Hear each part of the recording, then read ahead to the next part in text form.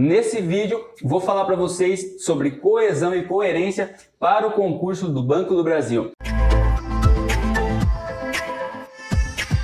Olá pessoal, tudo bem com vocês? Leandro Cervantes aqui. Eu prometi para vocês uma série de 4 vídeos para a prova discursiva da sua redação. Esse é o último vídeo de uma série de 4 vídeos que eu já fiz para você aqui no canal. Eu não vou esgotar a matéria coesão e coerência, mas eu quero trazer para você algumas noções básicas do que você pode fazer no dia da sua redação e no que você pode evitar. Aquelas coisas que você pode evitar para ter uma boa redação desse concurso do Banco do Brasil. Então vamos lá, sem enrolação, esse vídeo aqui vai ser um vídeo rápido e, como eu disse para vocês, eu não vou esgotar a matéria, beleza? Então vamos lá. Nós temos alguns tipos de coesão. Eu vou falar para você aqui sobre coesão referencial, que é um tipo de coesão muito importante para você fazer lá no dia da sua prova, na sua redação discursiva. Coesão referencial visa não repetir palavras ou informação. Coesão, pessoal, são elementos que você tem na sua redação, que você coloca para poder não repetir palavras e também para você deixar o seu texto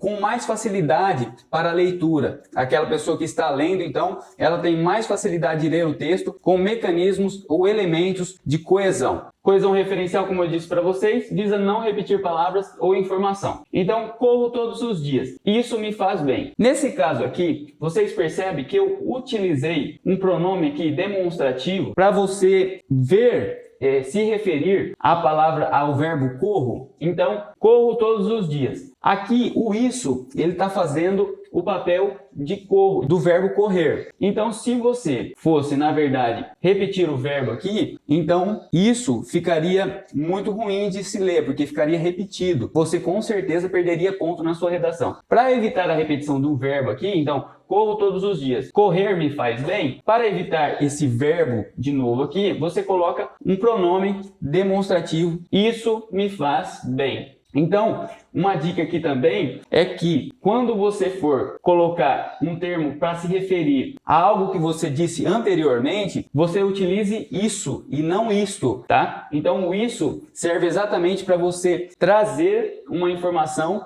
aqui consequentemente. Um outro exemplo, isto sonho todos os dias, ser aprovado em concurso. Então perceba que você utilizou o isto aqui atrás, né, para depois dizer o que você quer dizer com essa informação. Então, isto sonho todos os dias. O que eu sonho todos os dias? Ser aprovado em concurso. Então, o isto é um pronome que está aqui antecedendo a informação principal desse texto aqui e que você revelou aqui na frente. Se você não tivesse colocado o isto aqui, então você poderia dizer, ser aprovado é o que sonho todos os dias, né? Você poderia fazer também dessa forma para você não ficar repetindo a informação. Uma dica aqui também é que você percebe que o isto aqui, quando ele está antes da informação principal que você quer revelar aqui na frente, você usa isto e não isso. E se você quer, por exemplo, se referir a algo que você já disse, a uma informação ou a uma palavra que você já disse anteriormente, então você utiliza o pronome demonstrativo isso, tá? Isso é bem importante aqui para vocês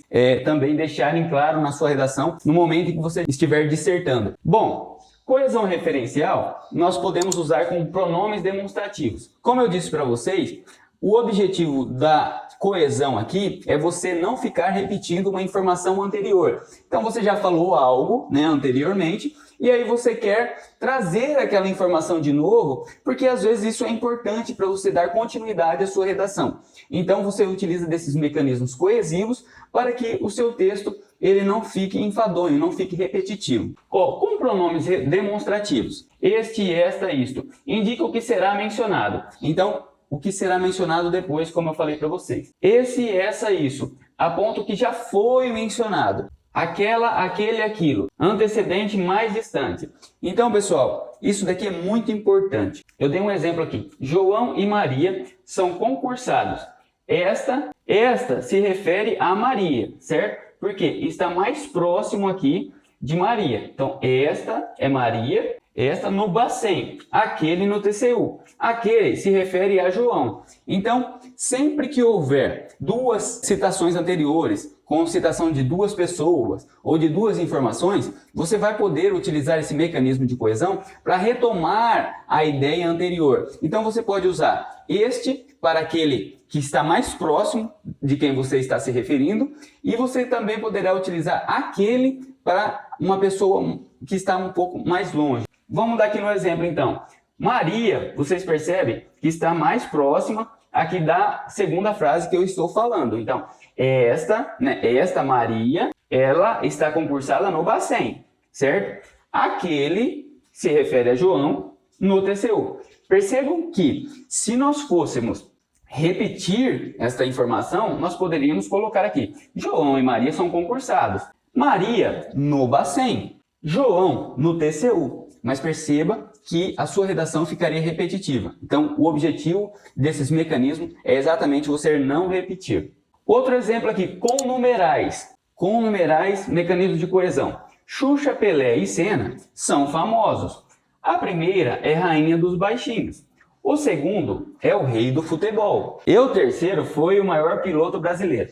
Percebam, pessoal, que aqui eu utilizei mecanismo de coesão que são numerais. Então, Xuxa, a primeira, é a rainha dos baixinhos. Pelé, o segundo, é o rei do futebol. Senna, o terceiro, foi o maior piloto brasileiro. Algumas bancas, a exemplo do CESP, ela admite que, por exemplo, você utilize aqui aquela, como se referindo a Xuxa, esse se referindo a Pelé e Senna como sendo este, No entanto, isso não é recomendável que você faça numa redação. Quando você for numerar mais do que 2 sujeitos lá na sua redação, ou 2 objetos, então numere falando primeiro, segundo, terceiro, quarto e assim por diante. Porque assim, a sua chance de não perder ponto na redação é bem maior. Pessoal, um outro critério que é utilizado para corrigir a sua redação é a coerência. Então, aqui a coerência, o que significa? Coerência é você dar lógica para o seu texto. É você escrever algo com uma lógica, com uma sequência, com uma progressão, que aquele que está lendo percebe que existe essa lógica. Então, aqui eu dei alguns exemplos do que você não pode fazer lá no dia da sua redação. Olha, nós temos que tomar medidas urgentes, imediatas e drásticas para resolver o problema da educação. Portanto, é fundamental que paremos para pensar sem pressa e formemos comissões para estudos e estratégias de longo prazo. Eu não sei se vocês conseguem perceber, mas a gente iniciou aqui, nós temos que tomar medidas urgentes, imediatas e drásticas para resolver o problema da educação. Aí depois a gente vem e escreve assim: portanto, é fundamental que paremos para pensar sem pressa. Mas, gente, é o seguinte, sem pressa, sendo que nós temos que tomar medidas urgentes, imediatas. Então, pessoal, você percebe que, na verdade, é incompatível você colocar que as medidas devem ser urgentes, devem ser imediatas, devem ser drásticas, e aí depois você coloca aqui, é fundamental nós pararmos para pensar sem pressa. Você percebe que existe aqui uma incoerência, você percebe que não tem lógica você falar que tem medidas que devem ser adotadas de forma urgente, de forma imediata, e depois você falar assim, aí a gente precisa pensar sem pressa, fazer uma comissão. Percebem que não existe lógica, não existe concatenação de ideias? Então, isso que você deve evitar no dia da sua redação. Um outro exemplo, aquela menina sempre foi a mais dedicada da classe. Estudou com muita afinco e disciplina para o concurso e, mesmo assim, foi aprovada. Percebem que, quando eu coloco esse mesmo assim, dá a ideia para o leitor de que ela não foi aprovada, Aí, então, ela estudou com muito afinco, mas mesmo assim, mesmo estudando com bastante afinco, ela não foi aprovada. Se eu colocar o mesmo assim, foi aprovada, dá a ideia de que não temos aqui uma frase lógica, uma frase coerente.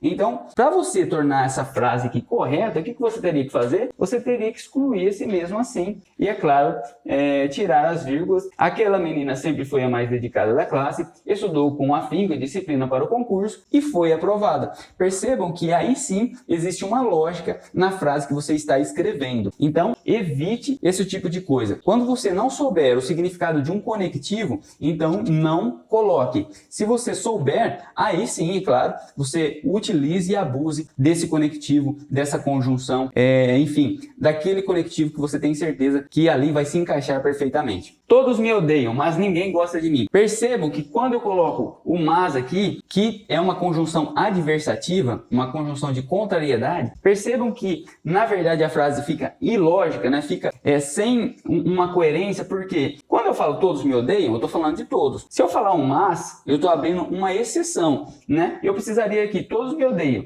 mas meu pai e minha mãe gostam de mim, né? Pelo menos o pai e a mãe geralmente gostam. Então, mas ninguém gosta de mim. Ficou sem lógica, ficou sem coerência. Percebam que são erros que você deve evitar no dia da sua redação. Então, pessoal, esse foi um vídeo rápido aqui que eu queria fazer para vocês, né? A promessa que eu tinha feito nos vídeos anteriores. Eu espero que de alguma forma eu tenha te ajudado. Eu quero desejar a todos vocês que vão prestar esse concurso do Banco do Brasil que vocês tenham uma boa prova e que pensem sempre o seguinte: esta não é a última prova que eu estou fazendo. Este não é o último concurso, eu vou ter outras oportunidades, vou ter outros momentos que também vou conseguir passar em concurso, né? Se não for dessa vez, paciência. O que manda é você estar com a consciência tranquila de que você fez o seu melhor nos momentos vagos, você efetivamente estudou e isso te dá a sensação de no momento da prova você ter a tranquilidade de resolver a sua prova. Não fique angustiado no momento em que você pegar a sua prova, não fique tendo uma crise de ansiedade,